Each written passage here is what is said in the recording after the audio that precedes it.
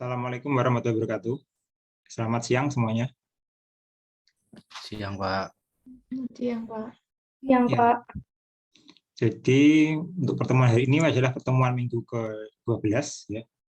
Jadi kita lanjut lagi presentasi dari kelompok 6 ya dengan topik pH larutan asam, basa, buffer dan garam ya, kation dan anion sebagai asam basa gitu ya, dan reaksi redox ya atau reduksi oksidasi ya. Dengan presenter ya ada Zulfian Halid, ada Afifah Hasna Oktaviana, ada Francisca Adinda Papua Melenia Purba, ya, ada Aldi Farid, Nur Hidayat, dan terakhir presenternya adalah Ahyani Bintang Saputra. Ya, ya untuk presenter bisa on cam, ya, dan nanti untuk sesi tanya jawabnya bisa didiskusikan di breakout room, gitu ya, nanti saya buatkan. Ya. Di ini saya juga berikan presenter hak untuk recording, gitu ya. Jadi silakan dimanfaatkan. Ya. Oke ya, untuk selanjutnya saya serahkan ke moderator dari kelompok 6 ya untuk memulai acara ini ya, untuk memulai presentasi hari ini. Oke, itu saja preface dari saya ya. Selanjutnya saya serahkan ke kelompok 6.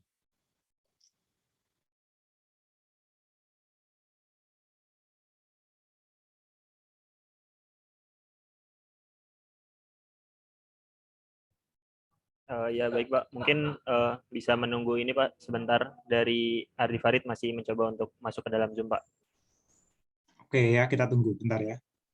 Saya juga mengingatkan untuk jangan lupa mengisi presensi ya di Spadia. Ya, mungkin ada yang lupa, silakan diisi. Ya, sambil menunggu satu anggota kelompok ya, Ardi Farid.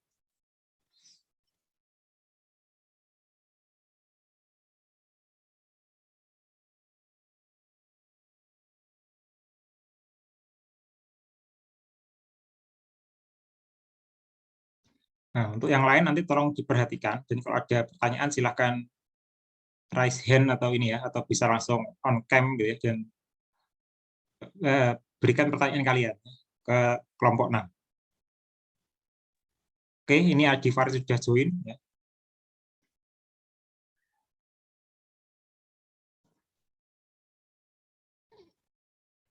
Oh ya, baik Pak, mungkin dari Mbak Afifa bisa share screen.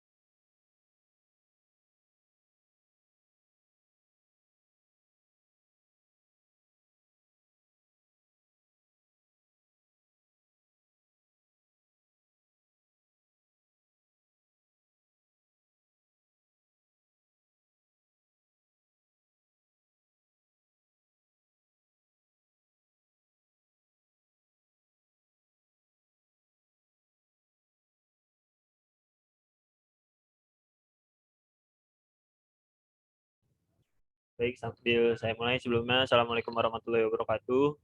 Waalaikumsalam warahmatullahi wabarakatuh. Selamat siang Pak Heri dan juga teman-teman semua. Perkenalkan, nama saya Yani Bintang Saputra. Di sini saya akan menjadi moderator untuk presentasi pada pertemuan ke-12 ini. Sebelumnya, perkenalkan kami dari kelompok 6 akan mempresentasikan pada pertemuan ke-12 ini. Untuk perkenalan bisa dimulai dari Mas Zulfian, silakan. Terima kasih atas waktunya. Perkenalkan, nama saya Zulfian Khalid, NIM 46. Ya, selanjutnya ada Mbak Afifah.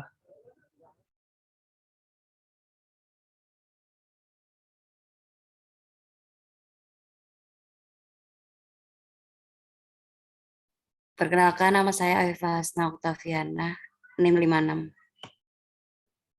Baik, selanjutnya ada Mbak Francisca Adinda. Perkenalkan, nama saya Francisca Adinda, NIM 98. Selanjutnya ada Mas Ardi Farid. Baik, perkenalkan nama saya Ardi Farid Nurhidayat, NIM 107. Ya, dan yang terakhir ada saya, Yani Bintang Saputra. Mungkin bisa lanjut ke slide berikutnya. Pada pertemuan ke-12 hari ini, kami akan mempresentasikan tentang beberapa hal seperti yang tadi sudah disampaikan oleh Pak Heri. Yang pertama itu mengenai pH larutan asam basa, buffer, dan juga garam. Lalu yang kedua itu ada kation, anion sebagai asam basa. Dan yang terakhir ada reaksi, reduksi, dan juga oksidasi. Mungkin untuk penjelasan pertama bisa dimulai dari Mas Ardi Farid. Baik, terima kasih atas kesempatannya dari Mas Bintang. Baik, teman-teman semuanya, untuk materi kita yang pertama yaitu terkait pH larutan asam dan basa kuat.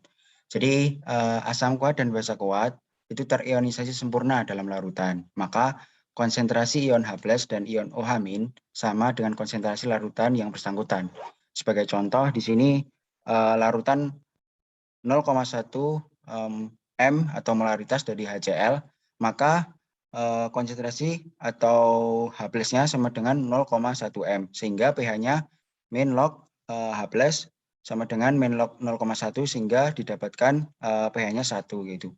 Kemudian untuk contoh yang kedua yaitu basa kuat dengan larutan 0,1 M NaOH, maka OH- sama dengan 0,1 M, sehingga POH sama dengan minus log OH- sama dengan min log 0,1 sama dengan 1. Kemudian untuk bahasa ini maka nanti pH sama dengan 14 min POH, sehingga 14 min 1 sama dengan 13.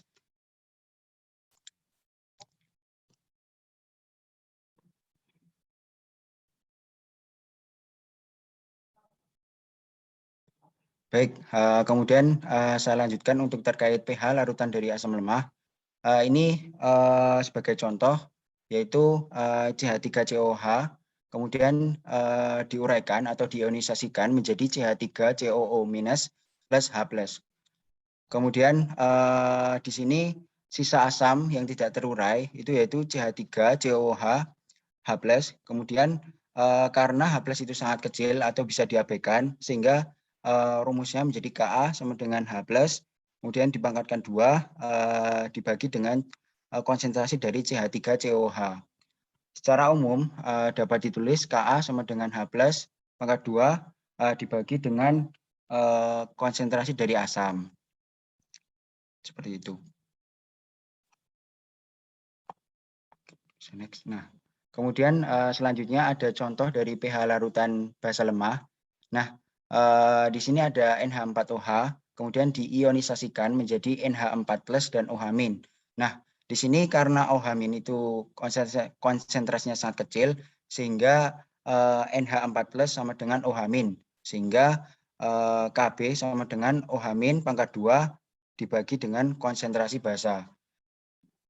Sehingga nantinya rumus dari OH- sama dengan akar dari Kb dikali konsentrasi dari basa, seperti itu.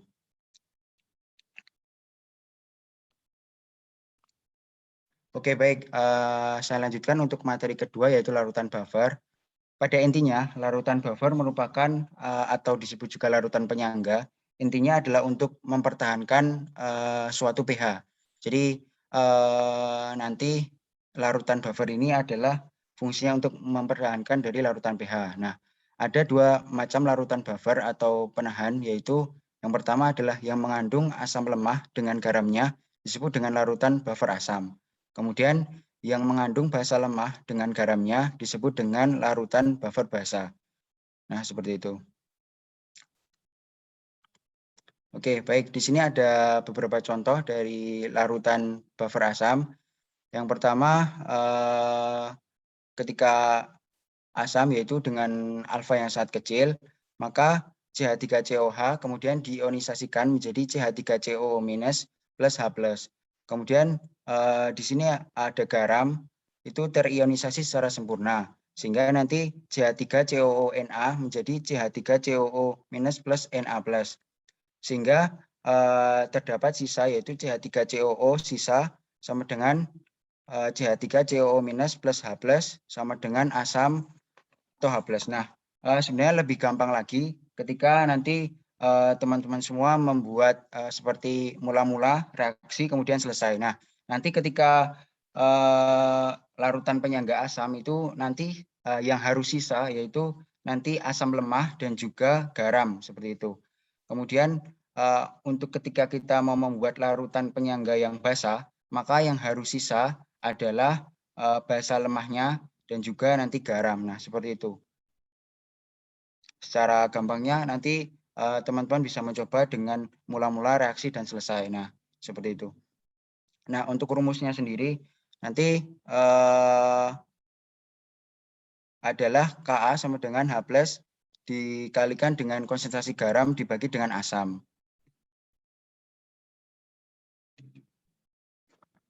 Oke, baik. Untuk larutan buffer basa, berarti nanti yang direaksikan adalah basa kuat, yang direaksikan adalah asam kuat dan juga basa lemah seperti itu. Nanti didapatkan larutan garam yang bersifat ditambah dengan H2O. Kemudian di sini ada contoh yaitu NH4OH, kemudian diionisasikan menjadi NH4+ dan OH-. Nah, sehingga nanti didapatkan Kb-nya yaitu sama dengan konsentrasi garam dikalikan OH- dibagi dengan konsentrasi basa. Seperti itu. Mungkin.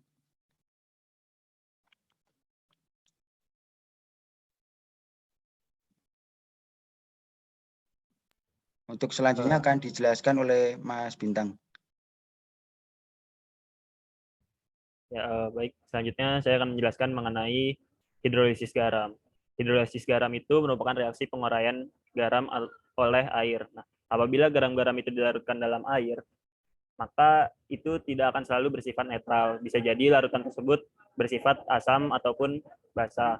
Nah, kemungkinan sebagian garam berinteraksi dengan air atau proses tersebut itu dapat disebut juga dengan proses hidrolisa.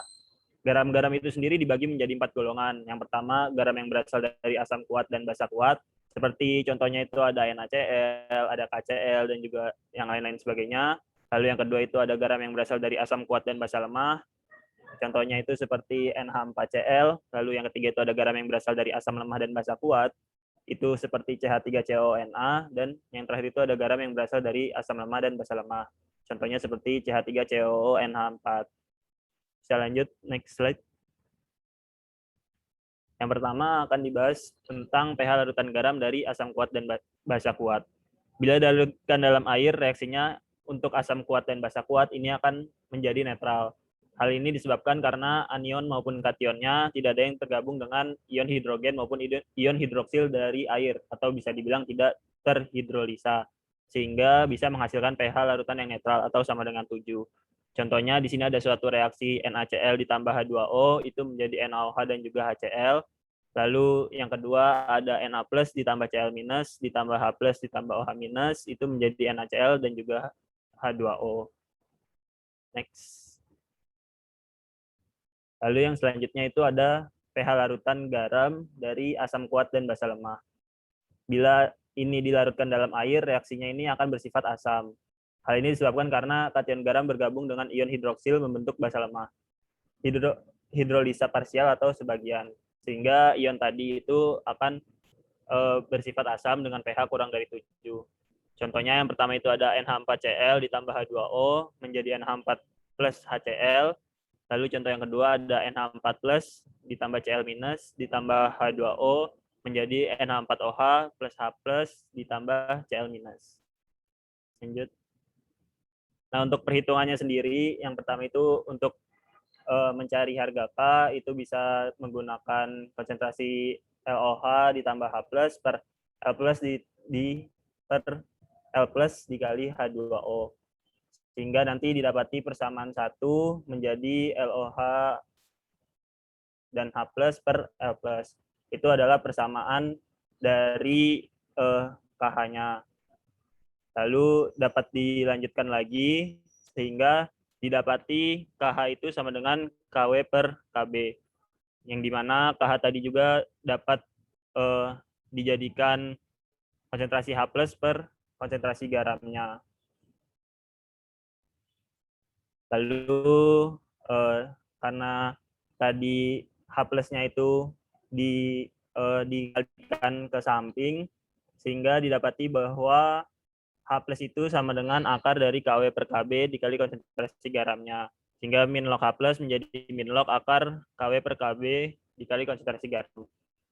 Sehingga untuk rumus pH-nya menjadi sama dengan setengah PKW. Ya, terus selanjutnya ada pH larutan garam dari asam lemah dan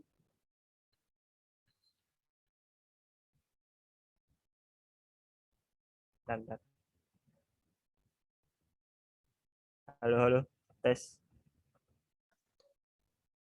Ya, masuk suaranya.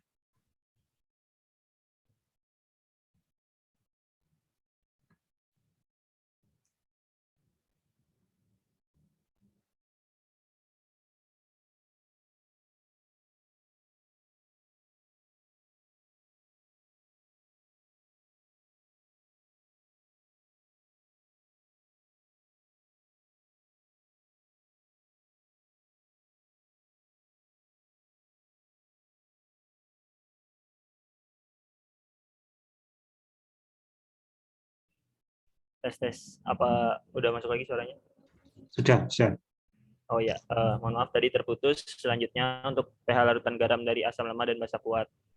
Ini larutan dari asam lemah dan basa kuat bila dilarutkan dalam air itu reaksinya akan menjadi basa. Hal ini disebabkan karena anion garam bergabung dengan ion hidrogen membentuk asam lemah atau bisa disebut juga hidrolisa parsial. Sehingga ion hidroksil tertinggal di dalam larutan. Nah, itu akan menyebabkan pH dari larutan garam ini bersifat basa atau lebih besar dari 7.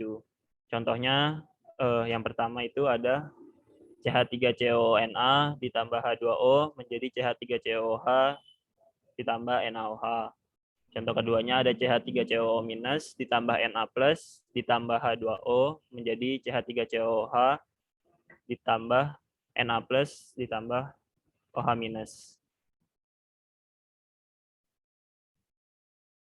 Nah, ini untuk perhitungan dari tadi itu untuk mencarikannya itu sama dengan konsentrasi HaOH per A- dikali H2O. Sehingga kurang lebih sama seperti tadi menghasilkan rumus untuk KH itu sama dengan KW per KA. Dengan KH-nya itu sendiri merupakan OH- pangkat 2 per konsentrasi garamnya. Sehingga untuk konsentrasi OH- sama dengan akar KW per KA dikali konsentrasi garam.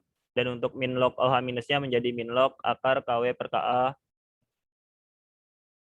dikali dengan konsentrasi garamnya. Lalu itu ada rumus untuk mencari pOH-nya. Sehingga pH di akhirnya dapat disimpulkan bahwa pOH sama dengan 7 min setengah pKa min setengah log konsentrasi garam. Dan pH-nya itu sendiri merupakan PKW min pOH, sehingga rumus akhir pH-nya menjadi sama dengan 7 ditambah setengah pKa ditambah setengah log konsentrasi garam. Next. Lalu yang terakhir ada pH larutan garam dari asam lemah dan basa lemah. Garam golongan ini itu mengalami hidrolisa total. Sifat larutan garam ini bisa netral, asam, maupun basa. Hal ini dipengaruhi oleh Ka dan Kb-nya, sehingga pH-nya sama dengan 7 plus setengah pKa min setengah pKb. Yang terakhir itu ada derajat hidrolisa atau X. Derajat hidrolisa ini merupakan bagian dari setiap mol ion yang mengalami hidrolisa dalam kesetimbangan. Rumusnya itu sendiri ada KH sama dengan CX kuadrat per 1 min X, di mana KH adalah konstanta hidrolisa, C sama dengan konsentrasi garam, dan X adalah derajat hidrolisa. Seperti itu, selanjutnya akan dilanjutkan oleh Mbak Afifah, silakan. Untuk kation dan anion pada asam basa, di sini pengertian dari kation adalah ion positif yang berasal dari basa, dan anion atau ion negatif yang berasal dari asam, dan atom yang menerima kelebihan elektron memiliki muatan listrik negatif. Menurut teori Bronsted-Lowry dari teori asam basa, pada anion basa Bronsted yaitu pada reaksi berikut, dan pada kation pada reaksi yang udah ditulis di PPT. Untuk contoh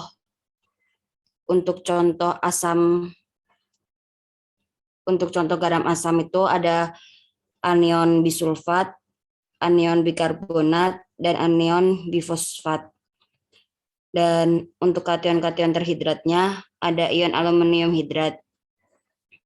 Dan jenis-jenis basa menurut Bronsted-Lowry juga dari anionnya semua asam-asam lemah seperti ion sianida, ion asetat, dan ion karbonat.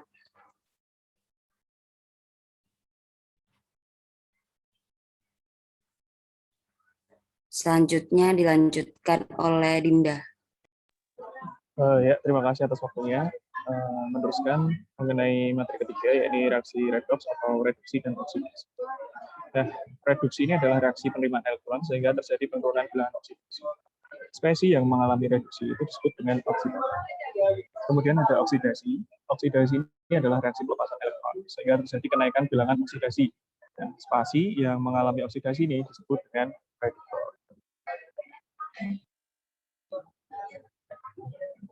Persamaan reaksi redoks ini dikatakan setara apabila jumlah atom dan jumlah muatan di ruas kiri itu sama dengan jumlah atom dan muatan di ruas kanan. Pada dasarnya reaksi redoks ini berlangsung di dalam larut air, sehingga persamaan reaksi redoks selalu melibatkan ion H+ dan OH-. Ada dua metode untuk menyetarakan reaksi redoks, ada yaitu dengan bilangan oksidasi dan cara setengah reaksi.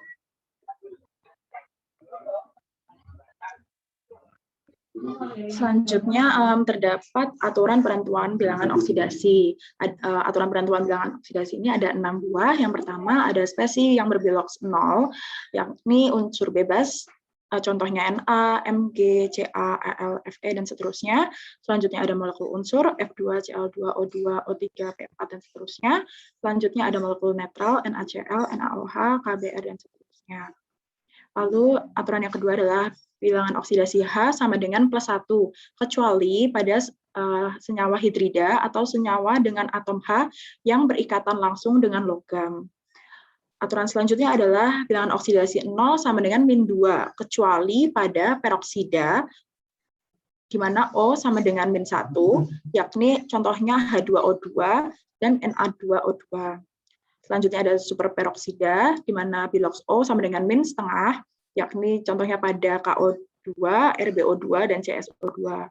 Selanjutnya ada oksifluorida, biloks O sama dengan +2, contohnya pada OF2.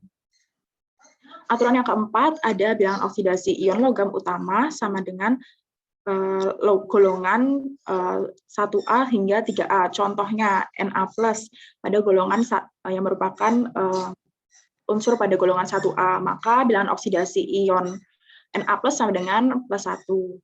Mg2+ merupakan golongan pada 2A, maka bilangan oksidasi ion sama dengan +2, dan Al3 golongan 3A, maka bilangan oksidasi ion Al3 adalah +3. Aturan selanjutnya adalah bilangan oksidasi ion sama dengan muatan, misalnya Fe2+, maka bilangan oksidasi Fe sama dengan +2. Kemudian aturan yang terakhir adalah perhitungan Bilox. Di sini perhitungan Bilox ini digunakan pada unsur yang memiliki bilangan oksidasi bervariasi. Misalnya MnO4- harus dihitung bilangan oksidasi Mn karena tidak termasuk dalam syarat-syarat yang di atas yang tadi saya sebutkan. Caranya dengan menghitung satu kali bilangan oksidasi Mn ditambah 4 kali bilangan oksidasi O karena O4 ya, jadi 4 bilangan oksidasi O sama dengan muatan ion MnO4 berarti muatan ionnya sama dengan -1. Jadi bilangan oksidasi Mn dapat diketahui sebagai +7.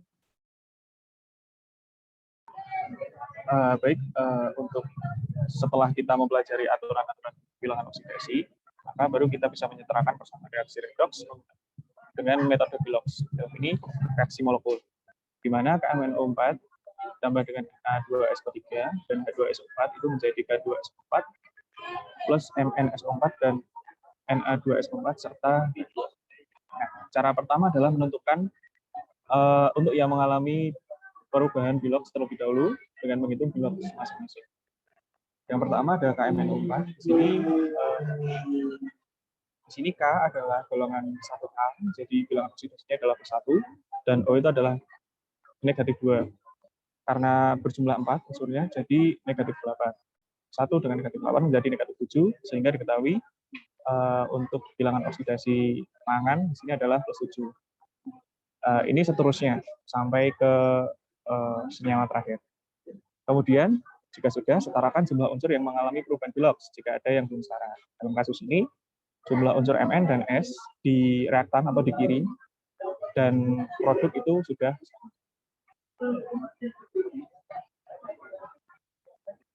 Next.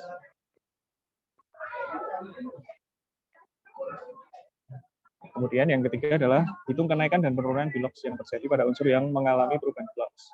Kemudian samakan jumlah perubahan Bilox dengan cara mengalikannya dengan koefisien yang sesuai dengan aturan. Jumlah elektron oksidasi itu sama dengan jumlah elektron reduksi. Di sini terjadi penambahan pelepasan elektron pada unsur sulfur yang berwarna hijau dari bilangan oksidasi 4 menjadi 6. Nah, ini adalah proses reaksi oksidasi. Sedangkan pada unsur mangan ini terjadi pengurangan nilai Bilox dan di sini adalah reaksi reduksi. Nah, untuk aturan tadi adalah jumlah elektron oksidasi harus sama dengan jumlah elektron reduksi. Maka untuk oksidasi itu dikalikan 5, sedangkan pada reduksi itu elektronnya dikalikan 2. Jadi kemudian setarakan unsur yang mengalami perubahan tadi karena hasil kali menjadi 2 KMnO4 ditambah 5 Na2SO3 plus H2SO4 menjadi K2SO4 ditambah 2 MnSO4 dengan 5 Na2SO4 dan H2. Next. Kemudian setarakan unsur lain yang belum setara dengan urutan KH atau kation anion hidrogen oksigen. Kation yang tidak berubah bilangan oksidasinya adalah K dan Na karena dia sudah setara. Kemudian menyetarakan jumlah unsur S di reaksi sebelah kiri dengan menambahkan koefisien tertentu, dengan menambahkan koefisien 3 pada H2SO4. Jadi kemudian untuk menyertakan jumlah atom H itu menuliskan koefisien 3 pada H2O. Jadi pada reaksi akhir ini sudah setara.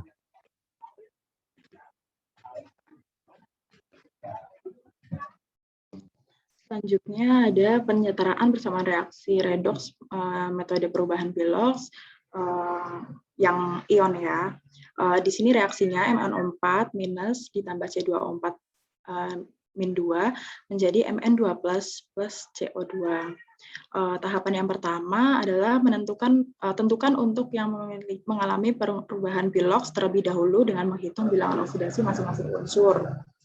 Lalu karena O itu kita sudah tahu bilangan oksidasinya sama dengan min 2, jadi bisa dicari ya dengan aturan yang telah tadi dijelaskan, Mn diketahui +7 dan C diketahui +3 pada reaktan dan untuk produk bisa diketahui karena Mn2+ memiliki jadi bilangan oksidasi Mn itu 2+ dan CO2 pada produk dapat diketahui bilangan oksidasinya +4.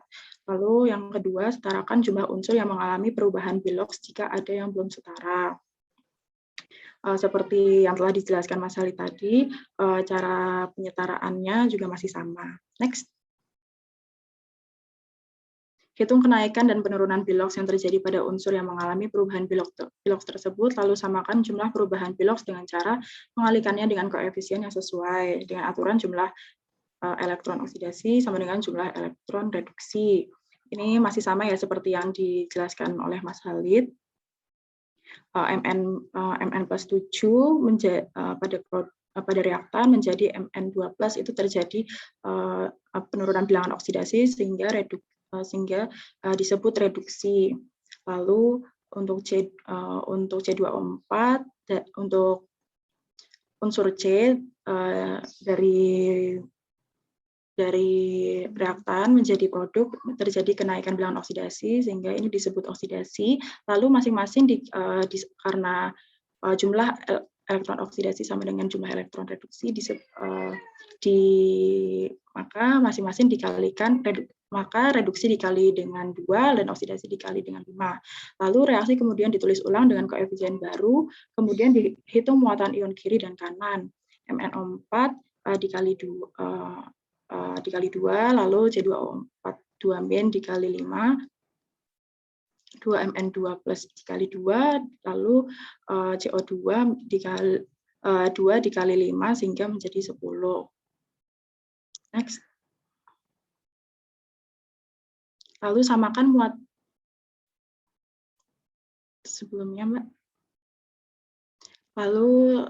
muatan kiri dan kanan dengan menambahkan ion H+ atau OH- dengan aturan suasana asam ion H+ ditambahkan pada muatan kecil dan suasana basa ion OH- ditambahkan pada muatan besar.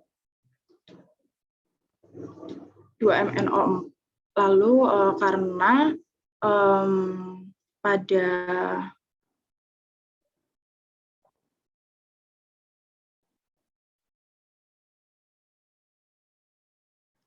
karena dari perhitungan tadi yang pada tahap D, muatan kanan sama dengan -12 dan muatan kiri sama dengan +4, maka di ion H+ ditambahkan pada muatan yang kecil, maka 16H+ akan ditambahkan di sini, akan ditambahkan di reaktannya. Lalu setelah itu, tahap selanjutnya adalah setelah muatan kiri sama dengan kanan, setarakan jumlah H dengan menambahkan H2O di tempat yang kekurangan. Karena ini kekurangan 8H2O, maka ditambahkan di produknya 8H2O. Lalu dihitung ternyata jumlah O-nya sudah setara, maka demikian reaksi tersebut sudah setara.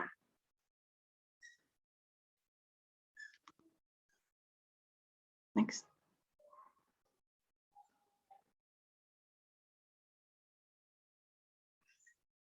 Cukup sekian, saya kembalikan waktu ke Mas Bintang.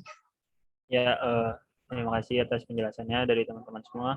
Mungkin seperti itu presentasi dari kami. Mungkin selanjutnya langsung ke sesi tanya jawab ya, Pak Heri.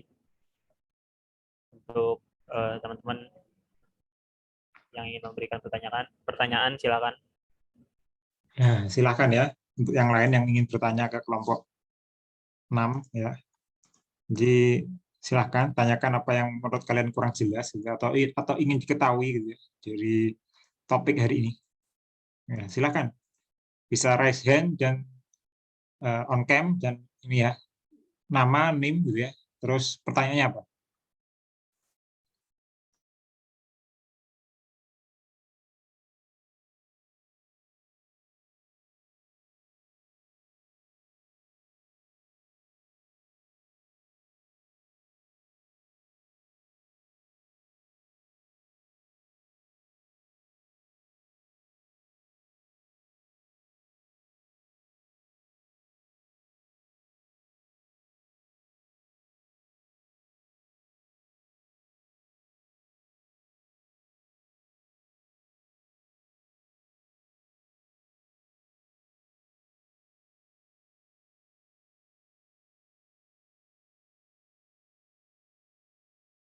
Ya, mungkin dari saya dulu ya, sambil menunggu yang lain ada pertanyaan gitu ya.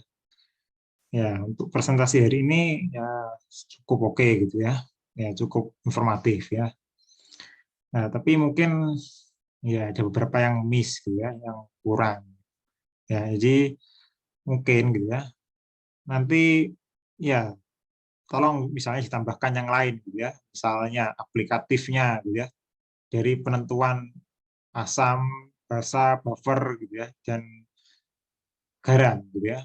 Terus misalnya lagi kation sebagai asam itu ketika kapan gitu ya. Itu kan juga kurang gitu ya. Anion sebagai basa ketika kapan gitu ya. Ataukah bisa anion sebagai asam atau sebaliknya gitu ya. Nah, itu mungkin dari saya tambahan gitu ya, mungkin bukan pertanyaan gitu ya. Itu hanya tambahan ya dari presentasi kalian hari ini. Terus untuk reaksi redox juga sama gitu ya. Di sini kalian langsung cerita ya, redox itu seperti itu gitu ya. Nah, mungkin kalian juga bisa menambahkan di PowerPoint itu historinya ya, atau sejarahnya redox itu seperti apa sih? Ya, jadi perkembangan redox itu seperti apa gitu ya, sehingga sampai hari ini yang sudah proven itu seperti apa. Gitu. Jadi kan nggak langsung tiba-tiba redox itu satu teori gitu ya. Ya, jadi redox itu kan juga cukup panjang dan ada sejarahnya gitu ya. Nah, jadi menurut saya itu kurang, jadi kurang ditampilkan. Nanti mungkin bisa dikoreksi lagi gitu ya, ditambahkan. Ya. Jadi itu beberapa masukan ya untuk kelompok 6. Nah, oke. Ya, untuk pertanyaannya mungkin simpel gitu ya. Ya, saya ingin bertanya tentang buffer tadi ya. Ya, tadi di awal coba lihat slide buffer kalian.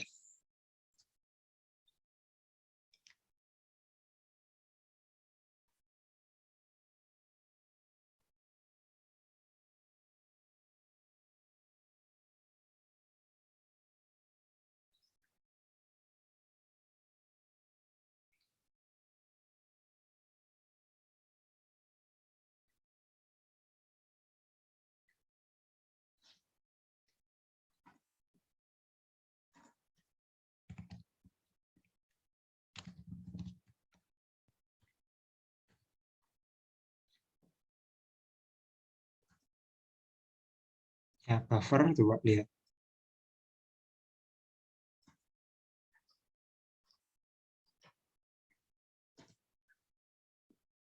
Yang ini, Pak. Ya, buffer gitu ya. Ya, buffer secara umum udah betul ya. Ada asam, ada buffer asam, ada buffer basa gitu ya.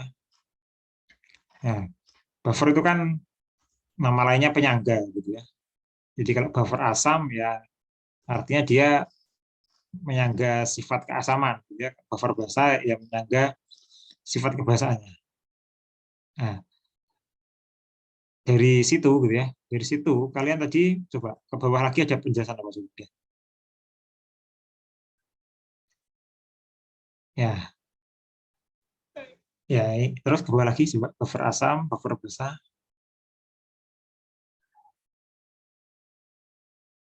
Ya,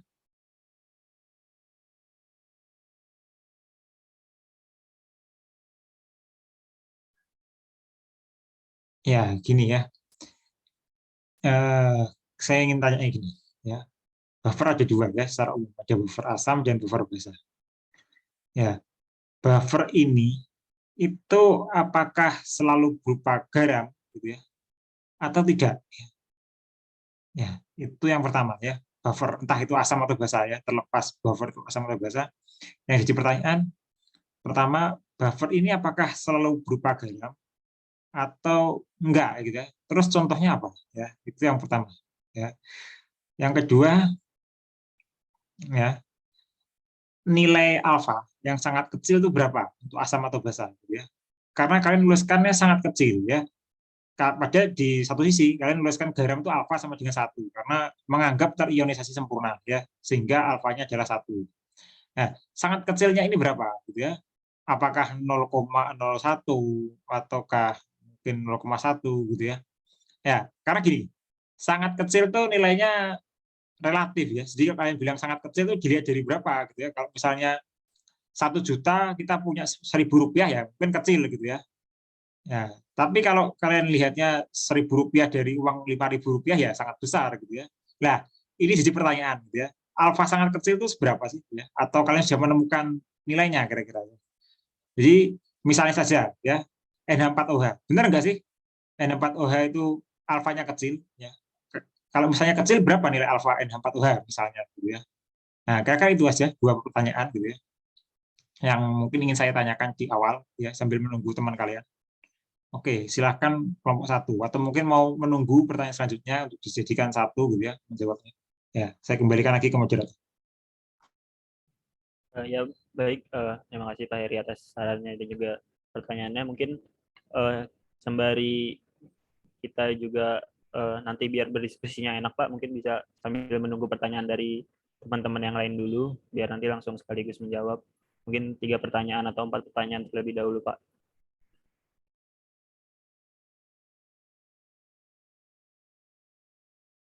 Silakan kepada teman-teman yang lain apabila ada yang ingin ditanyakan mengenai presentasi kami tadi.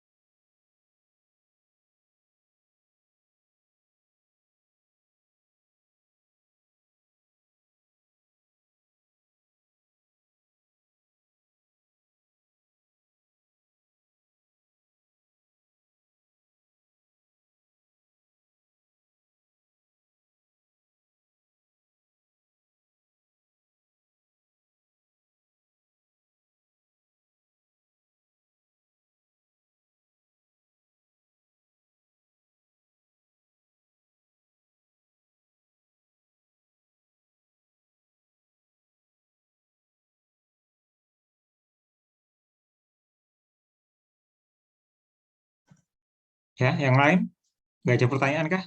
Rizka atau siapa? Ya, Inasia mungkin Belum, Pak. belum. Oke, nggak apa-apa. Saya juga belum, Pak. Ya,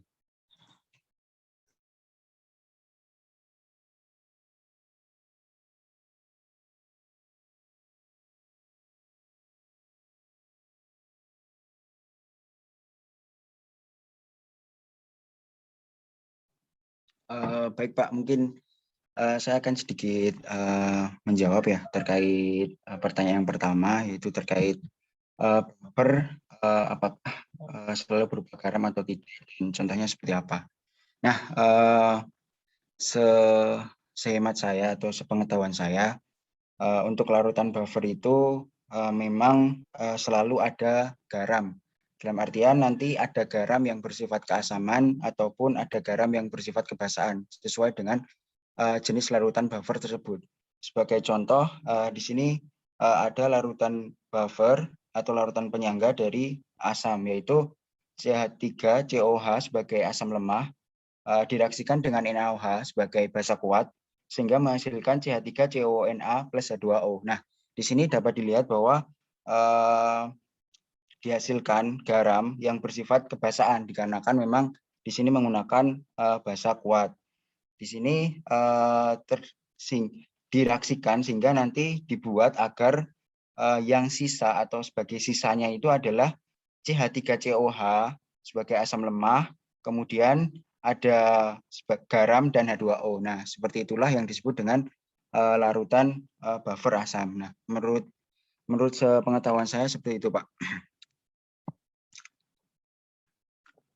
Terima kasih. mungkin yang lain ada tanggapan dari kelompok 6 ya, dari presenter atau mungkin yang lain ya, silakan kalau mau ada sanggahan, mungkin tambahan atau yang lain ya.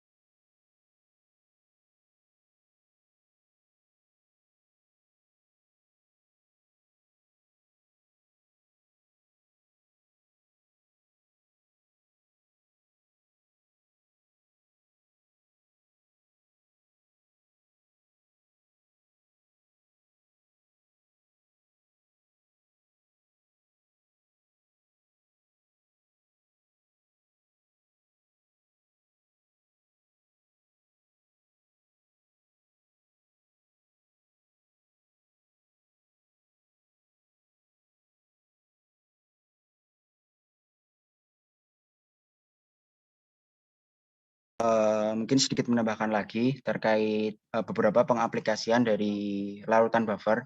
Nah, dalam kehidupan sehari-hari ini ada yang dinamakan dengan larutan buffer asam, yaitu sebagai contoh natrium sitrat. Nah, natrium sitrat ini juga masih tergolong dalam garam ya Pak ya. Nah, di sini fungsi dari natrium sitrat ini adalah untuk menjaga pH dalam makanan kaleng, sehingga makanan tersebut tidak mudah rusak oleh bakteri. Nah, itu sebagai salah satu contoh dari penggunaan larutan buffer asam, yaitu natrium sitrat. Seperti itu tambahannya.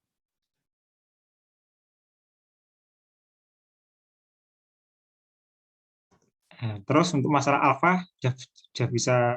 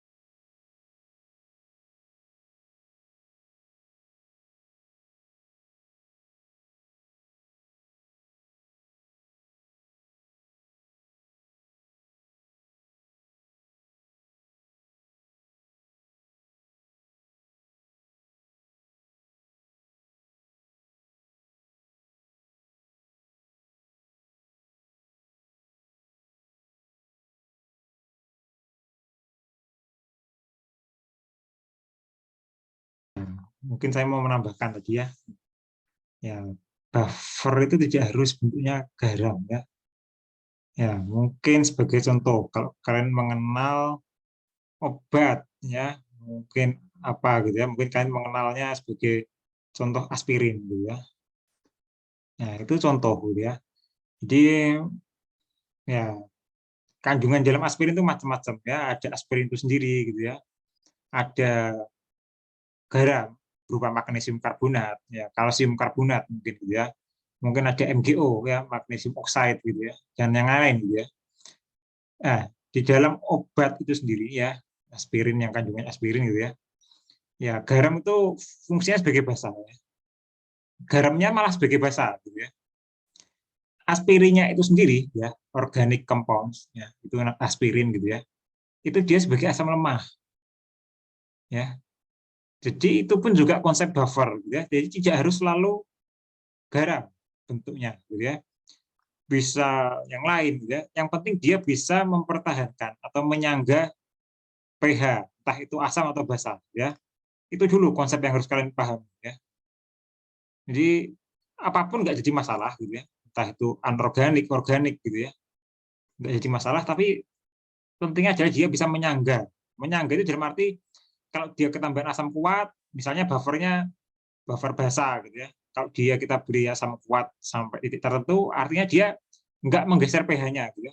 nggak ikut asam, gitu ya. Nggak berubah menjadi asam. Itu artinya dia bisa menyangga. Tapi kalau kalian beri asam kuat, terus dia bergeser jauh, gitu ya, katakanlah dari 8 menjadi 5 misalnya, atau 6 gitu ya. Ya artinya itu bukan buffer gitu ya. Yang namanya buffer kalau misalnya dia pH asalnya 9, katakanlah ketika kalian tambah asam kuat ya mungkin turun jadi mungkin 8,5, 8,6 gitu ya. Ya sebatas itu. Ya range-nya jelas. Ya, tapi kalau kalian beri asam 1 tetes atau mungkin berapa mili dan geser gitu ya, langsung turun jadi 5, ya itu bukan buffer gitu ya. Ya, itu konsepnya yang harus kalian pelajari dulu ya. Jadi buffer itu ya menahan ya, namanya juga menyangga gitu ya. Nah, jadi ya menyangga agar sesuatu itu tidak apa ya, konstan ya, tetap pada tempatnya gitu ya. Nah, kira-kira itu ya. Jadi nggak harus ya, saya juga berikan satu contoh tadi gitu ya. Nah, contoh yang lain kalian bisa cari ya, buktikan ya. Nanti bisa ditambahkan sempurnakan di laporannya ini ya, di PowerPoint-nya. Oke. Nah, untuk yang pertanyaan Alfa, apakah sudah menemukan jawabannya?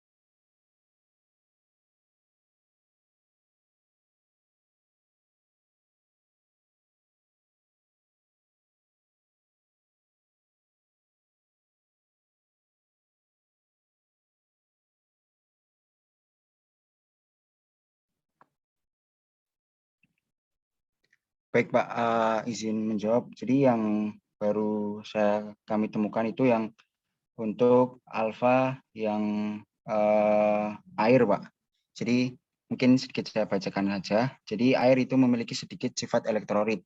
Air itu dapat terionisasi menghasilkan H+ dan ion OH- dengan harga alfa atau derajat ionisasinya yaitu sangat kecil, yaitu sekitar 1,32 dikali 10⁻⁻8. Nah, mungkin itu Pak yang terkait ini alfa. Untuk yang NH4OH-nya dari kelompok kami belum menemukan Pak, seperti itu. Kalau saya tanya, alfa itu apa sih? Derajat ionisasi Pak. Ya, derajat ionisasinya seperti apa sih ini ya? Kalau kalian bisa menjabarkan rumusnya gitu ya. Apa? Derajat ionisasi itu apa? Ya, alfa itu rumusnya apa? Simpelnya apa sih rumusnya alfa itu? Mungkin bisa dibuka slide yang terkait tadi. Ya, Derajat silakan, nggak ionisasi. apa-apa.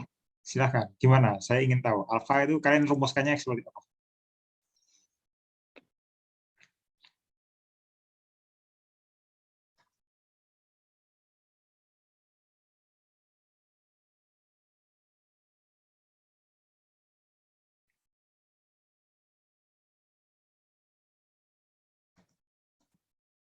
Oke, mungkin sedikit saya jelaskan ya.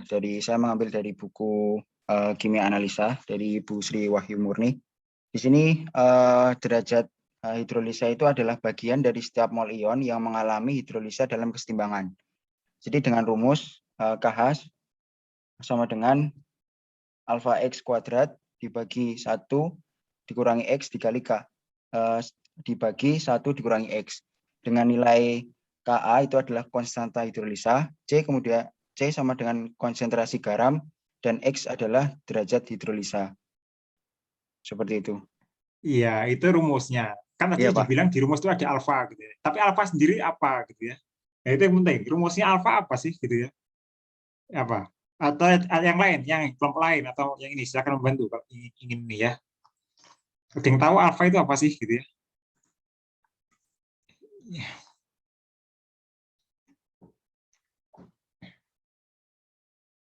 Ya, jadi kalian catat ya.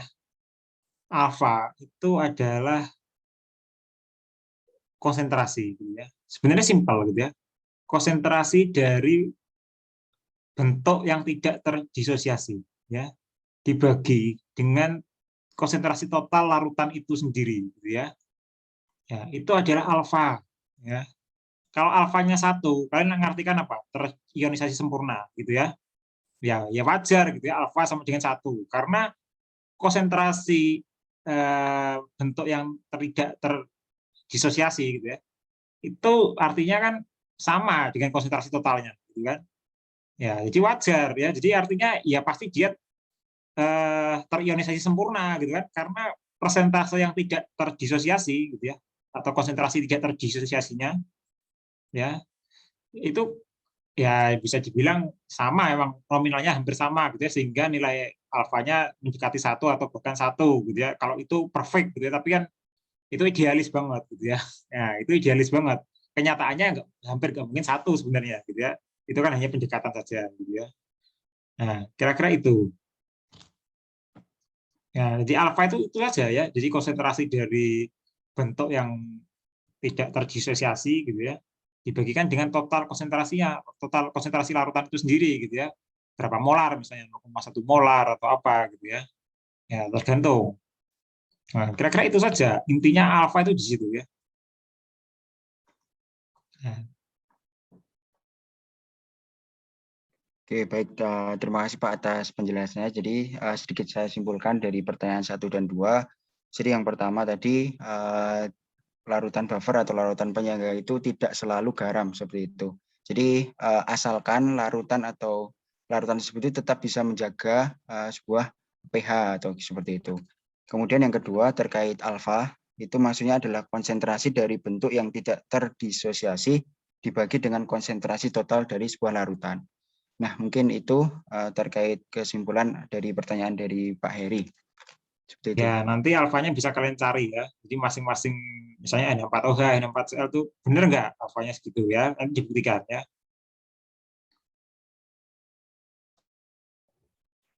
Baik, Pak. Oke, silakan yang lain Pak, ada pertanyaan ya.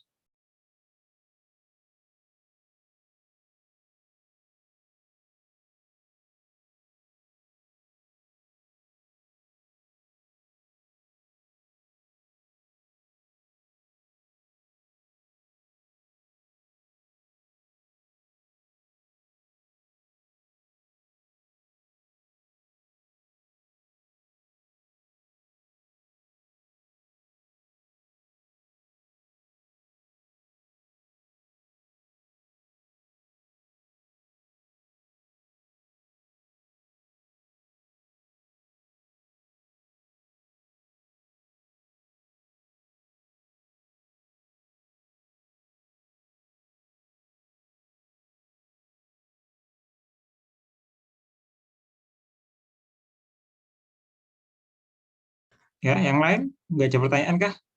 Rizka atau siapa? Ya. Atau Rosida mungkin? Ya. Silahkan kalau ada yang ingin tanyakan. Mestinya banyak untuk subbab ini cukup banyak mestinya ya. Karena cukup luas gitu ya. Ya, jangan sampai nanti ketika diberi soal nggak paham ya. Jadi silahkan tanyakan ke kelompok ini ya, apapun yang kalian bingungkan. Ya. Karena bab ini cukup luas ya. Jadi ya harusnya banyak pertanyaan harusnya ya.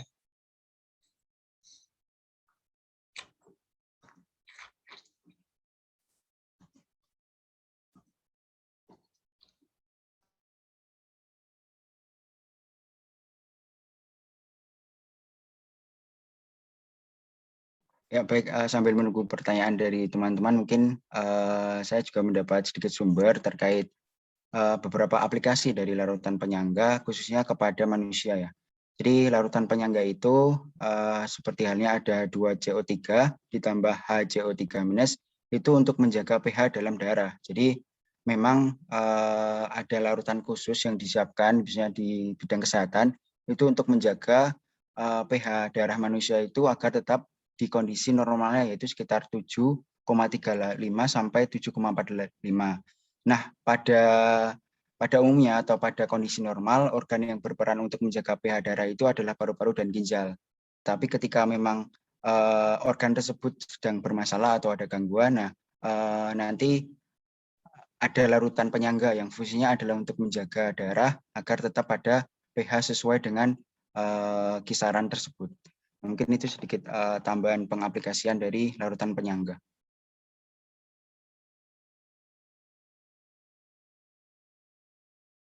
Ya, itu cukup menarik ya aplikasinya.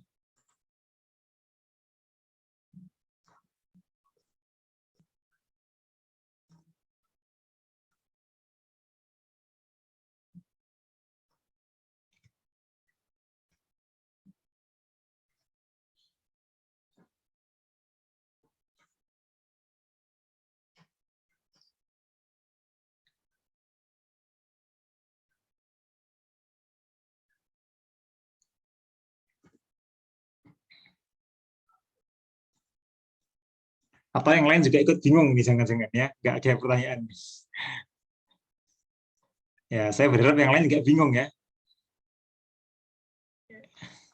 Ya, jangan sampai nanti ketika ujian nggak bisa ya, karena ini di sini memang banyak perhitungan ya. Jadi kalian harus bisa membedakan campuran itu sifatnya buffer atau enggak, gitu ya, atau aslinya asam, basa atau garam. Gitu ya. Itu yang penting. Ya, jangan sampai terjebak ya. Kalau kalian salah membedakan pasti salah juga.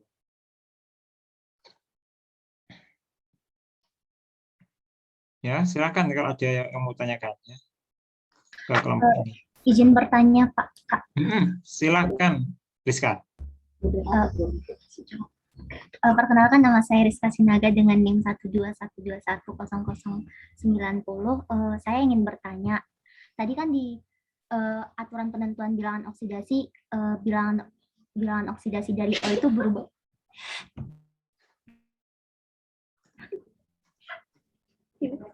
berubah di peroksida dia bernilai -1, di superoksida -1,5, dan Mohon maaf.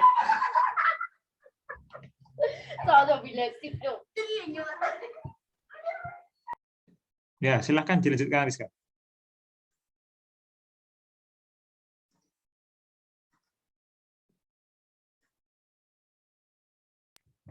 Mohon maaf, Pak dan teman-teman. Saya ulang. Tadi di aturan penentuan bilangan oksidasi, bilangan oksidasi dari O itu, oksigen itu dari O itu berubah-ubah. Ada -2, ada -1 di peroksida, -1,5 di superoksida, dan +2 di oksiklorida. Itu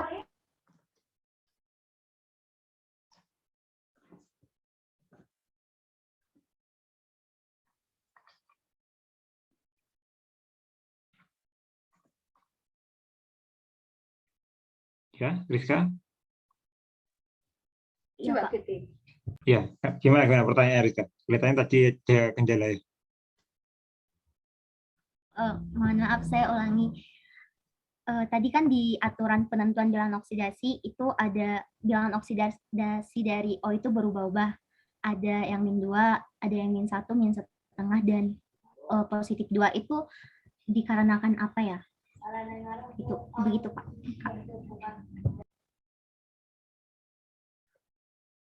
Oke, itu menarik ya. Mungkin yang lain ada lagi?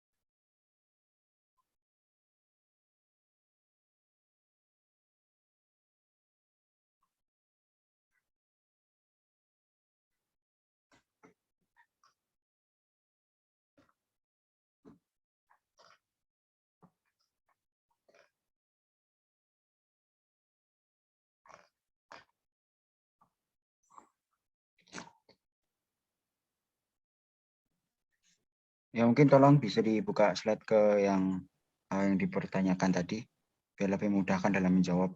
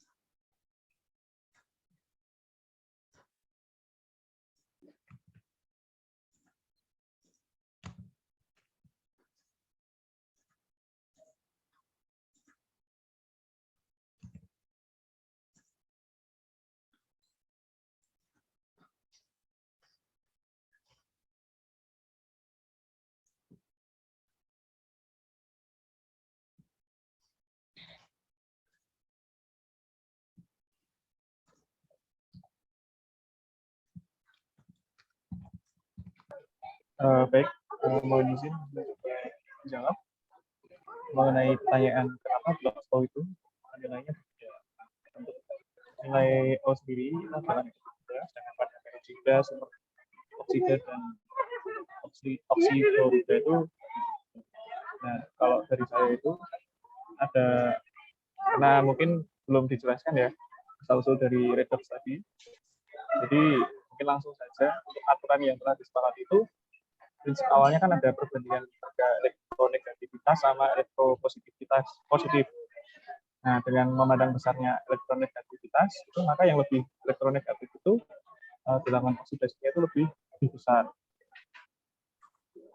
Dan yang bilangan elektropositifnya itu diberi harga positif seperti pada oksifluorid. Seperti itu.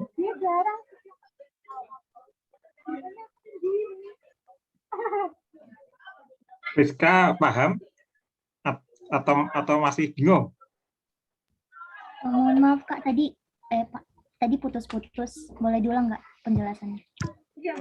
Baik, penjelasannya itu kan untuk aturan ini adalah ada kesepakatan. Prinsip awalnya itu dari harga elektronegativitas. Nah, dari pandangan besarnya elektronegativitas itu, maka yang lebih elektronegatif itu diberi bilangan oksidasinya negatif dengan besaran tertentu. Dan juga yang lebih elektropositif itu diberi harga positif daripada oksifluorid. Mungkin lebih jelas atau lebih bingung?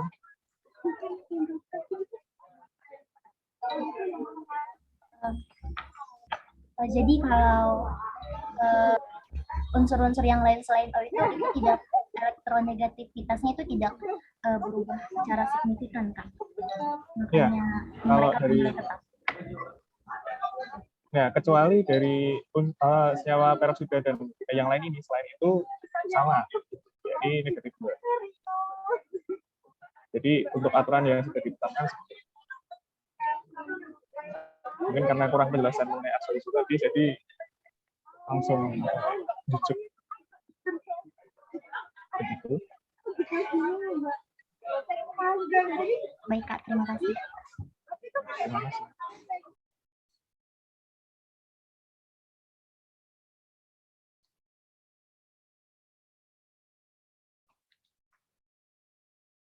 Nah, untuk pertanyaan Rizka gini ya.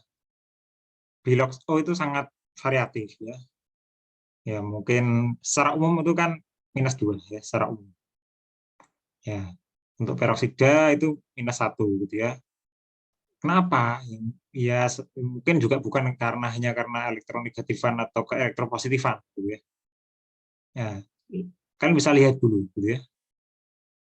Di sini yang konstan gitu ya. Itu malah cenderung jadi gini, peroksida itu O jadi apa sih? Anion gitu ya. Superoksida juga sama, O itu jadi anion ya. Tapi kalau untuk oksifluorida, O itu malah jadi kation. Ya, lebih elektropositif daripada fluor ya. Kalau kasusnya oksifluorida ya. Tapi untuk kasus peroksida dan superoksida yang dicontohkan kelompok 6 gitu ya, KO2, H2O2 gitu ya. Kebetulan O itu lebih elektronegatif. Ya, itu dulu yang perlu kalian pegang ya. Nah, terus kenapa kok bisa bervariasi gitu ya? Sebenarnya aturan ini kurang lengkap gitu ya. Aturan yang saya ambilkan kelompok 6 gitu ya. Sebelum aturan ini harusnya di atas ada dulu gitu ya. Misal ya. Tadi ini ya nomor 2 misalnya. Bilox H itu +1. Oke ya. Kalau kalian terapkan di peroksida gitu ya dengan H2O2 gitu ya. Ya, O-nya pasti dapatnya -1. Karena H2O2 adalah netral ya, bukan ionic compound. Ya. Netral artinya 0 ya. 2H plus ya, plus 2O min itu kan 0, betul? Kalau 2O2 min artinya H2O2 jadi H2O2 2 min. Ya. Nah, itu malah nggak stabil gitu ya, malah jadi reaktif gitu ya. Itu nggak stabil dan di alam juga nggak ditemukan itu gitu ya. Ya, jadi itu nggak ada gitu ya. H2O2 ini ya stabil gitu ya, tapi less stabil ya. Ya, itu Rizka. Jadi pertama itu dulu ya. Jadi kalau kasusnya H2O2 dan natrium peroksida gitu ya. Ya lihat dulu ya. Karena H dan Na itu aturan itu +1 gitu ya. Mereka punya muatan ya. Jadi Bilox ini itu ya muatannya gitu ya. Dalam petik muatan dari H dan Na itu kan 1 ya. Jadi kalau ada H2O2 dan Na2O2, O pasti -1 ya, karena H2O2 dan Na2O2 itu netral ya, dia tidak bermuatan. Nah, oke itu dulu. Itu untuk kasusnya peroksida gitu ya. Terus gimana untuk kasusnya superoksida gitu ya? Nah, kasus superoksida ini sangat langka, gitu ya. Jadi kalau peroksida saja sudah cukup sulit membuatnya, gitu ya. Superoksida ini langka, gitu ya. Jadi kalau kalian temukan di alam KO2 itu ya hampir nggak ada, kecil banget persentasenya.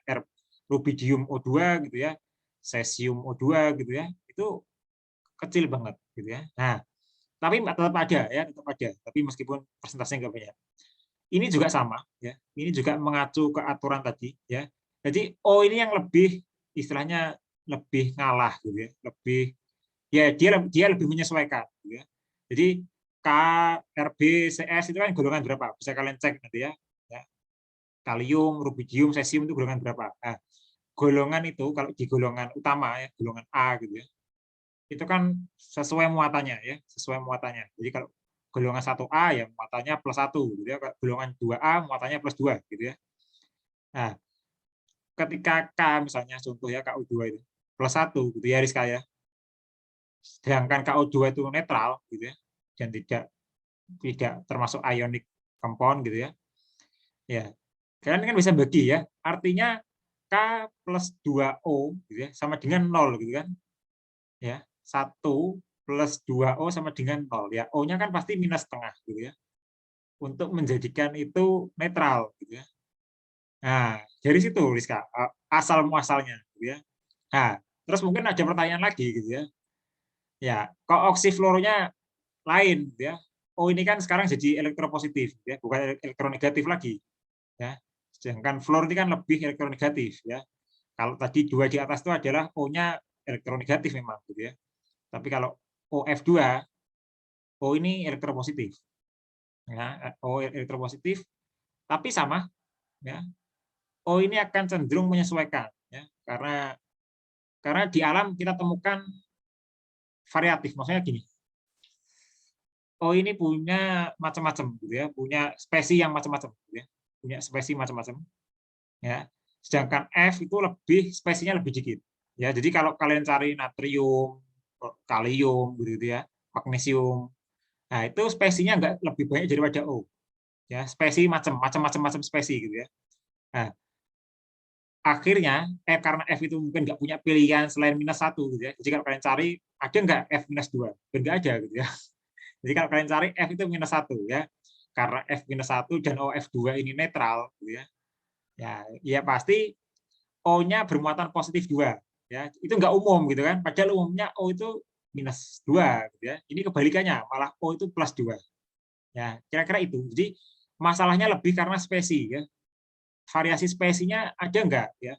Kalau kalian temukan di alam hidrogen gitu ya. Hidrogen itu macam-macam ya. Jadi mungkin nanti kalian akan pernah dengar deuterium, ada yang namanya hidrogen biasa. Tapi itu adalah sama sebenarnya gitu ya, hanya beda spesies gitu ya. Jadi mungkin kalian bisa cari nanti gitu ya. Ya ada macam-macam ya. Ya, jadi ada deuterium gitu ya, itu simbolnya D dan tulisannya 2H ya, 2 hidrogen gitu ya. Nah, jadi itu hanya satu spesies dari hidrogen itu ada deuterium, ada hidrogen itu sendiri gitu ya. Dan masih ada yang lain ya, tapi secara umum hidrogen itu ya +1 gitu aja ya. Secara umum. Nah, itu aturan itu belum ada, yang di kelompok 2 ini belum ada. Mungkin itu jadi pertanyaannya Rizka gitu ya, karena mungkin aturannya perlu ditambah gitu ya. Nanti perlu kalian sempurnakan ya. Oke, itu aja Pak ya penjelasan tambahan untuk jawabannya Rizka tadi. Terima kasih Pak Eri. Ya, silakan yang lain kalau ada pertanyaan ya.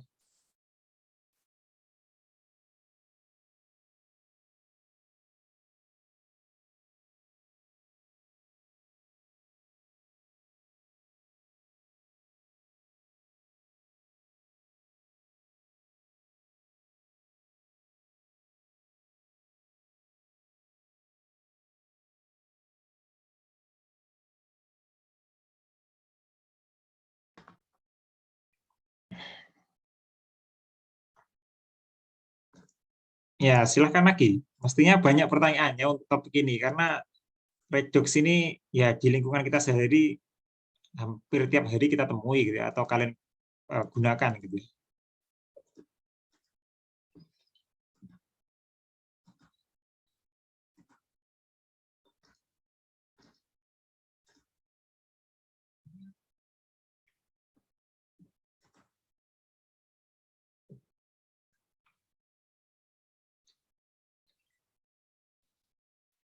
Izin bertanya Pak, Mas dan Mbak.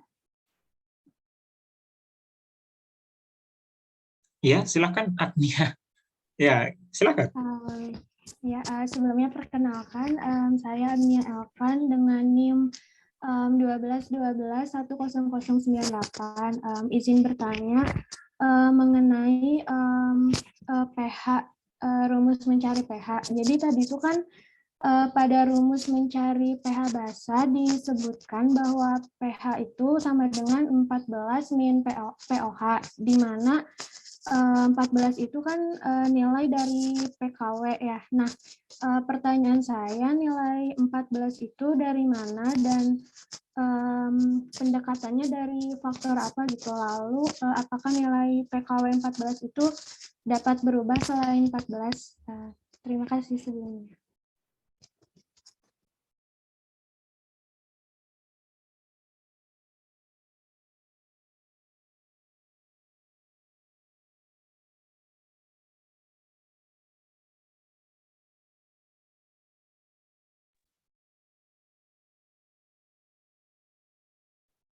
Yang pH asam kuat sepertinya.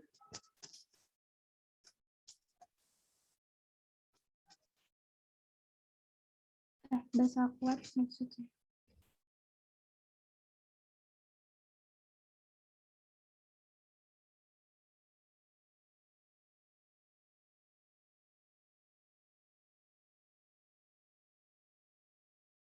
Yang ini.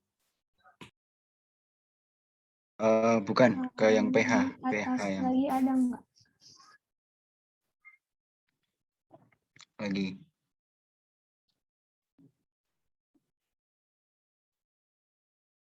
Naik lagi.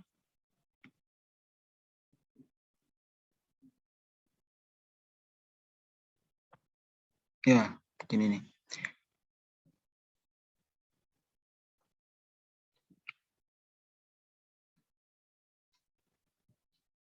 Baik, akan coba saya jawab terkait tadi rumus mencari pH basa itu dari menggunakan rumus yaitu 14 min pOH yaitu ya di bawah itu ya. Nah itu kenapa 14 itu? Oke baik. Jadi memang sepengetahuan saya untuk pH maksimal atau pH tertinggi itu 14. Jadi memang nanti rumus yang ada itu nanti pH 14 dikurangi pOH kayak gitu. Sehingga nanti didapatkan pH dari basa. Mungkin seperti itu. Bila di teman-teman mau menambahkan silakan.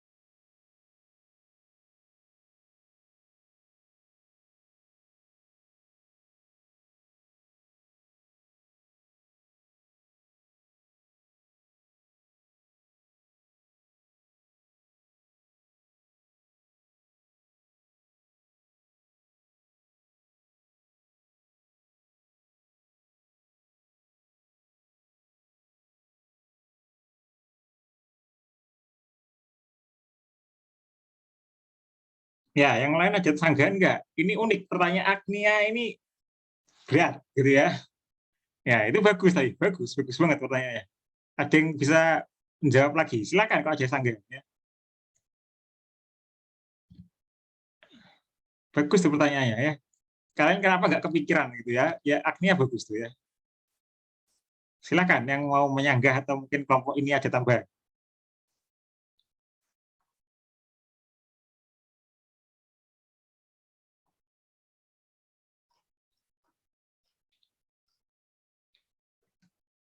Ya, maka tadi di awal saya udah pancing kalian gitu ya. Sebenarnya banyak pertanyaannya. Ya, tapi kok nggak ada yang tanya gitu ya.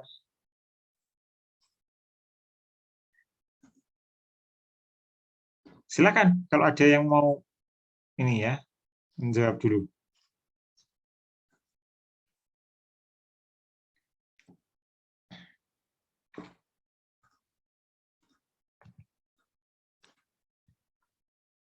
Ya, sayangnya kita tidak di kelas ya. Kalau di kelas mungkin saya bisa sedikit coret-coret ya. Saya coba ini ya. Saya coba coba bentar ya.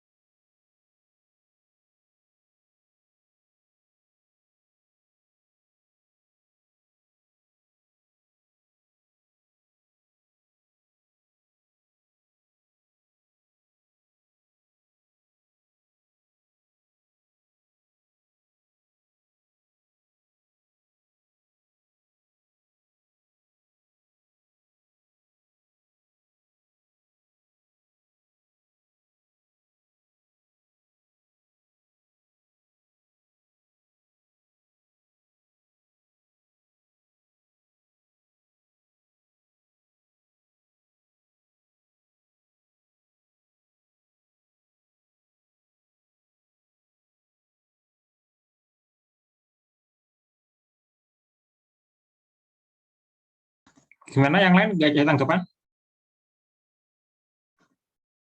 Oke, bentar lagi saya coba ini ya, sharing ke kalian penjelasannya Agni. Bentar, semoga ini bisa membantu ya, karena jawabannya Agni itu ada hubungannya dengan bilangan Avogadro ya, Avogadro number. Ya, jadi cukup ada teoritisnya ya. Jadi dan mungkin unik juga nanti ya. Nanti juga saya ingin tanya ya ke kelompok satu, ini tambahannya ya. Apakah pH itu range-nya hanya 1 sampai 14 atau bisa lebih? Ya. Nanti itu pertanyaannya setelah penjelasan saya yang ini ya, bentar ya. Setelah jawabannya Agnia ya, nanti kalian bisa nangkep atau enggak gitu ya.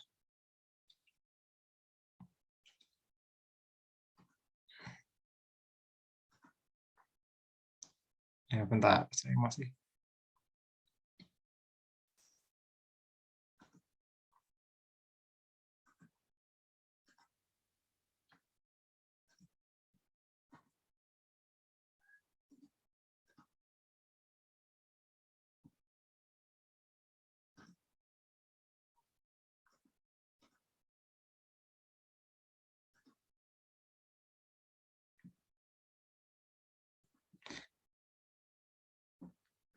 Ya, tolong di ini ya, headsetnya atau speakernya tolong di iniin gitu ya.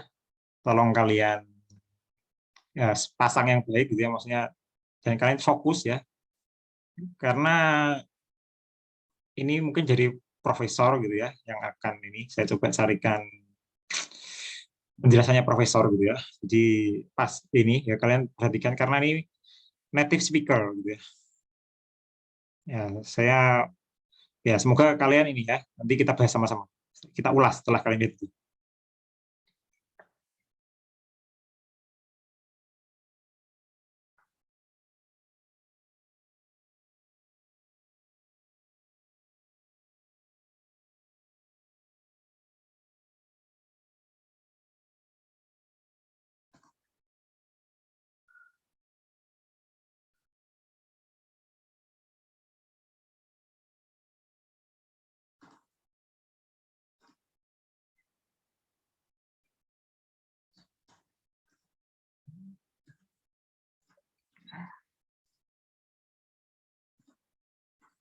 Oke, sudah terlihat share screen saya? Oke ya, silakan disimak semuanya ya. Bentar ya. Kelihatannya saya belum share ini.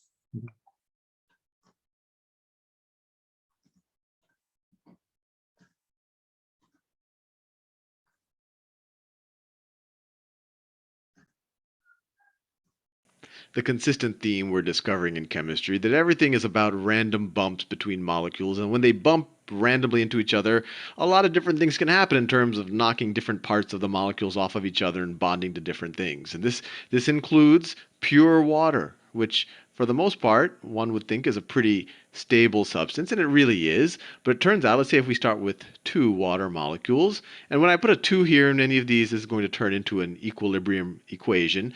It could represent 2 molecules, it could represent 2 moles of molecules. What matters is just the ratios in these equations, and I think you know that. But let me just draw 2 for an example. So let's say I have the oxygen end. Let's say I have another oxygen here. They both are attached to some hydrogens. They're sharing electrons with some hydrogens here. And we know that oxygen is a lot more electronegative than hydrogen, so it hogs all the electrons. And what that creates is a partial positive charge at the hydrogen side of the water molecule. They're almost naked protons being attached to the water molecule, so this is positive here. And then the oxygen sides have a partial negative charge because they're hogging all the electrons. And this bond between the negative side of the oxygen molecules and the positive side of another oxygen molecule, this is called a hydrogen bond. And this is what keeps water together and what keeps it, definitely in its liquid or solid states. And its solid states, these bonds become they only stay together in some lattice structure. In a liquid state, they can kind of break and form new ones, but they keep them close to each other, rubbing against each other.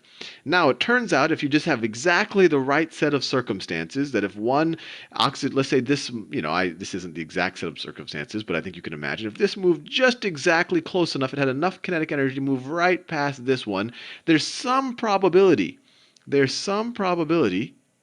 and I'll draw an equilibrium reaction here because that is what we are dealing with. The equilibrium reaction. There's some probability that this hydrogen right here gets stuck to this guy. He gets so close and maybe this guy bounces in some other weird way that we get left with, let me draw the same 2 characters, 2 oxygens. Actually, let me draw the second guy. Let's say that he just somehow passed the other guy. So he had some movement. Right, let's say he moved in that direction. That's, this is obviously not scientific, but it gives you a narrative around what could happen. So this is this guy's hydrogen protons. And this was attracted to this oxygen side. And if just under the right circumstances, remember, everything here is probabilistic. There's always a probability of almost anything happening. This guy can get attached to this electron, to the negative side of this water molecule, or the water side. And then this guy is only left with 1 hydrogen right here.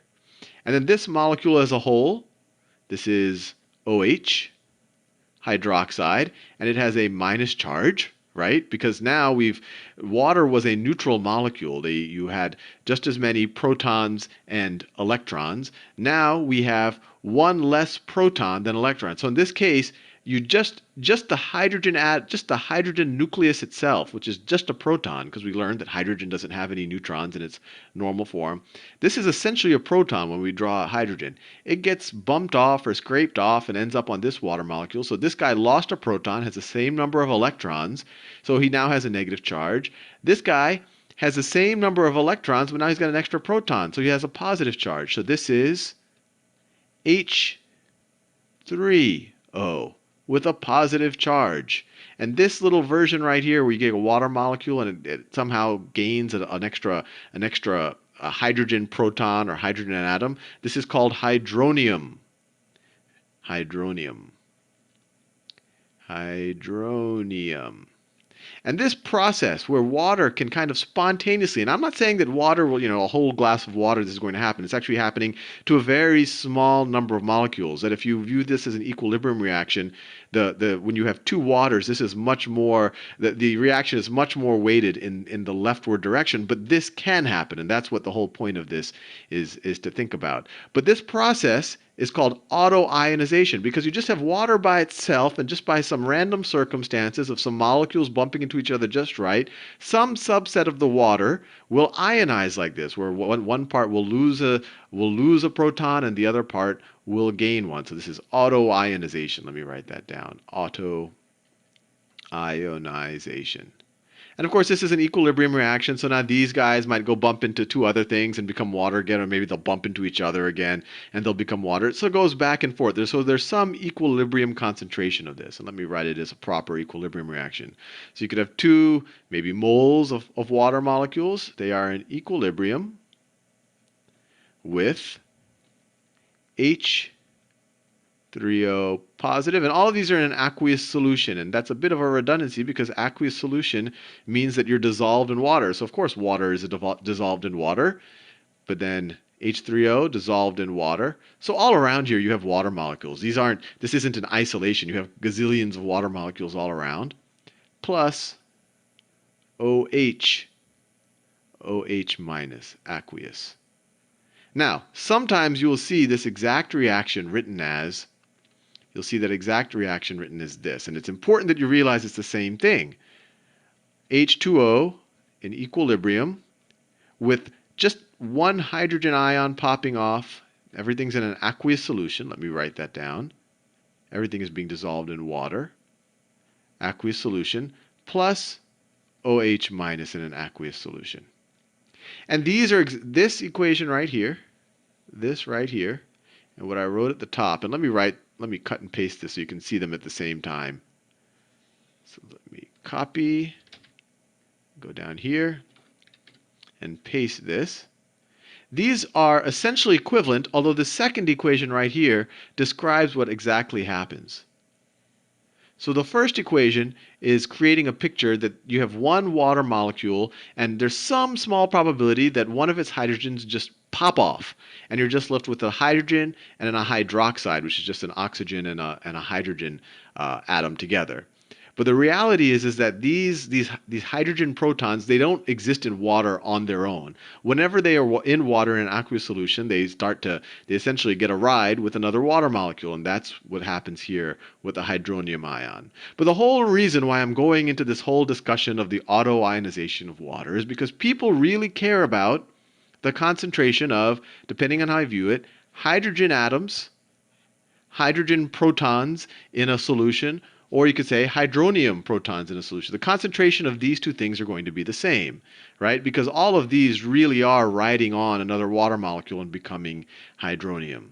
So how do you measure this? Or a better question is, what is the equilibrium of this reaction? So it turns out that in just regular water, the concentration, and maybe I'll switch to this one, the concentration of, this is in regular water at 25 degrees Celsius. Let me write that down. 25 degrees Celsius, which is roughly room temperature. The concentration, which is with pure water, the concentration of pure water, in pure water, the concentration of hydrogen ions, and you could also say that that's the concentration of hydronium ions, or cations, because they're positive, it equals 10 to the minus 7th molar. right? So for every 1 liter of water, you have 10 to the minus 7th moles of hydronium ions, which is still a pretty good number because it's 10 to the minus 7 moles. So it's 10 to the minus 7 times Avogadro's number. So let me just do that. So it's 10 to the minus 7 moles per liter of water, which is the same thing as 10 to the minus 7 times, a mole is just a number, 6.022 times 10 to the 23. So you do the math here, you still end up with what? 60 times 10 to the 16th power molecules. So you still have a large number of molecules. It's just a small fraction of the total number of molecules are actually these hydrogen or these hydronium ions. And it turns out that your concentration of hydroxides is also, so your concentration of hydroxides is also 10 to the minus 7th molars. So if we know that, we can now actually figure out the equilibrium constant for this auto-ionization of water. We can figure out the equilibrium constant. So let's do that. And we'll do it with the first one. So let's say you have, I'll switch colors, H2O and an aqueous solution. It's in equilibrium with hydrogen ions in an aqueous solution, but we know in reality they've gotten rides with other water ions, with the other water molecules, not ions. They turn them into hydronium ions, plus hydroxide molecule. The equilibrium for this reaction, the equilibrium constant, we'll call it for the K sub W for water, it equals the concentration of the products of hydrogen ions times the concentration of the hydroxide ions. Now, in a normal situation, we would divide it by the concentration of the products, but the of the reactants. But in this case, and we learned this before, the reactants are what the solvent is. We are in water, so we won't include this. And if you want the intuition behind that, remember this whole thing comes out from the probability of this is the probability of the backwards reaction happening is related to the concentrations of these two things multiplied by each other, and the probability of the forward reaction happening is related to the probability of finding two of the product of the reactant molecules in one space, and you're always going to find these molecules in some place. So it's just going to be a constant probability that some water spontaneously turns into these two products. So whenever you have a reaction like this equilibrium reaction, and the one side is essentially just a solution, you just don't include it. So the equilibrium, or you could just think of it as a 1 down here. So the equilibrium constant of this autoionization water is right there, and I just gave you what the numbers were at room temperature. So the equilibrium constant is equal to the concentration of hydrogen is 10 to the minus 7 times the concentration of hydroxide is also 10 to the minus 7. So it equals 10 to the minus 14th power. Now, and that's a good thing to memorize, the equilibrium constant of the autoionization of water. And all of this is going to, just so you know, this is all going to lead into acids, because essentially people care a whole bunch about what this concentration ends up being. And we're going to touch on that in a little bit in this video. Now, it turns out that people in chemistry, they for whatever reason, they don't like talking in these terms. They don't like saying 10 to the minus 14th power. So what they do is they take the negative log of things, negative log base 10. And if logs are intimidating to you, review the videos on logarithms. So what they do is they take the minus log of both sides, minus log. And when someone just writes log without a number, you can assume it's base 10. But they take the minus log of the equilibrium constant. The minus log base 10 of 10 to the minus 14 is equal to, well, 10 to what power is 10 to the minus 14? Well, it's minus 14, right? And then you have that minus in front. You have this minus, and then the log part is just minus 14, is minus 14. And so the minus log of the equilibrium constant of water is equal to 14. And this idea right here, this is called the pKw. pK. Let me put the P in a different color just so you see where it's pKw. But all P means, whenever you see it in chemistry, just means minus log base 10. minus log base 10. And there's some debate as to what P stands for. I kind of think of it as power, although it's a minus log, it's an exponent, but whatever. It means you're taking the minus log of something. And what it does is it's just a kind of a way to get out of the exponent world, although I think it's nicer to stay in the exponent world because you really know what you're talking about, into some nice clean number like 14. So when someone says that the pKw is 14, all they're saying is that the equilibrium constant, which is just this part right here, is 10 to the minus 14. Now, the same convention is used on the hydrogen concentration. And there's a lot of, the next few videos are all going to revolve around the hydrogen concentration in water, essentially. We'll talk a little bit about what happens when you're outside of water. Now, the hydrogen concentration in water at room temperature, I've told you, has been determined to be 10 to the minus 7 molars. People aren't happy just with that, so what they want to do is do the same thing. They want to take the minus log of both sides, and they define, so they say the pH, and you've probably heard the word pH. It's on a lot of cosmetics, pH balance. Now you know what it means. They're really just saying that we have the right number of hydrogen ions in our lotion or our perfume or whatever we're trying to sell you. So the pH is equal to the minus log of the hydrogen ion concentration, which is equal to the minus log, remember it's just base 10 if I don't specify otherwise, of 10 to the minus 7, which is equal to, well, the 10 to what power is 10 to the minus 7? This is equal to minus 7. Then we have the minus outside, so then this becomes 7. Now, you can do that same exercise for the POH. POH, the concentration of hydroxide ions. Well, it's the negative log of the hydroxide concentration. The hydroxide concentration we saw was the same concentration as the water concentration. Oh, no, I didn't write it there. Where did I write it? Right there, 10 to the minus 7th molar. So water has the same number of hydroxides and hydrogen ions, and that's because its water is just dissociating into the two of them. But of course, this is equal to minus 7, right? Log based, this number right here is 10 to the minus 7, so it equals 7. So the pH and the POH of water is both equal to 7. Now, in the next few videos, we're going to start covering the notion of acids and bases. And it turns out that an acid is just something that increases the hydrogen concentration.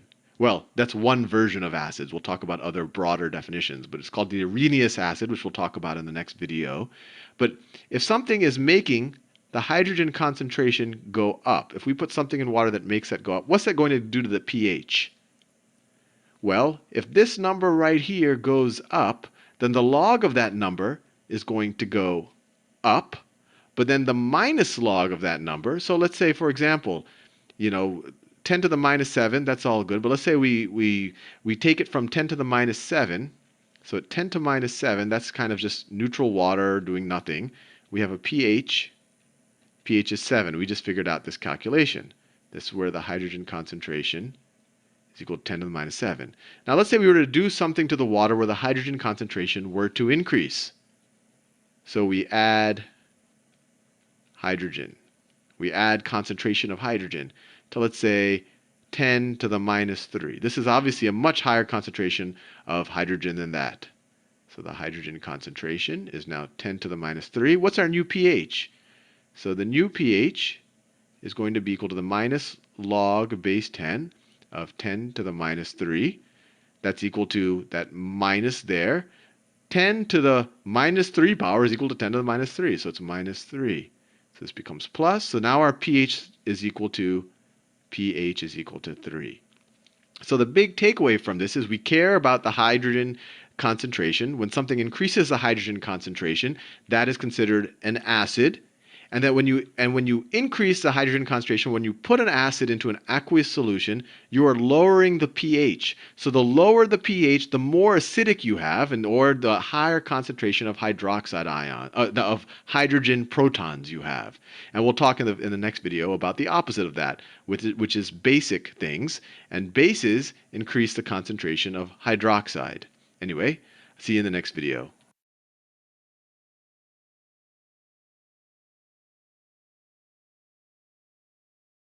Ya, oke, kira-kira itu singkatnya ya. Jadi penjelasan dari pertanyaannya Agnia, gitu ya. Nah, tadi selanjutnya saya tanya ke kelompok itu ya, 6 ya. Bisa enggak kalau pH-nya di atas lebih dari 14 atau kurang dari 1 ya? Itu tolong dijawab nanti di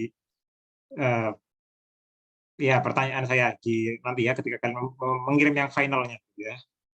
Ya, untuk Agnia kira-kira itu ya. Jadi PKW itu adalah water ya. Makanya ada simbol W, water. Jadi konsentrasi OH main dan H+ itu segitu. Itu jadikan patokan untuk kita mengukur pH senyawa lain ya. Jadi water itu dibuat patokan ya.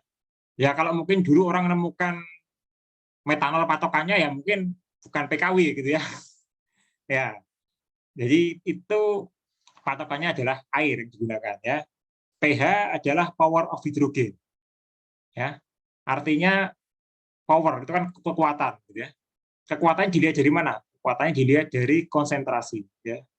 Di pH power of hydrogen gitu ya. Tadi sudah dijelaskan kalau kalian punya segelas air putih gitu ya.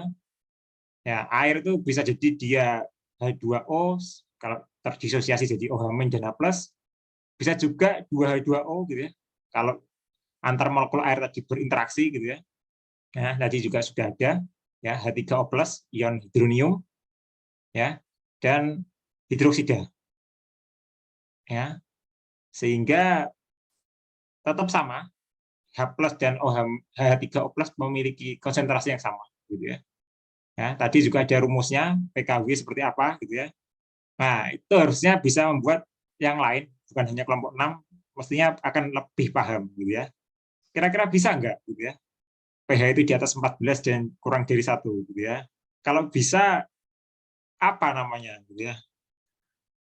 Ya. Ya. Jadi ingat ada senyawa kuat gitu ya.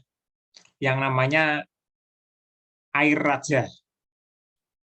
Ya. Tahu air raja, pernah dengar?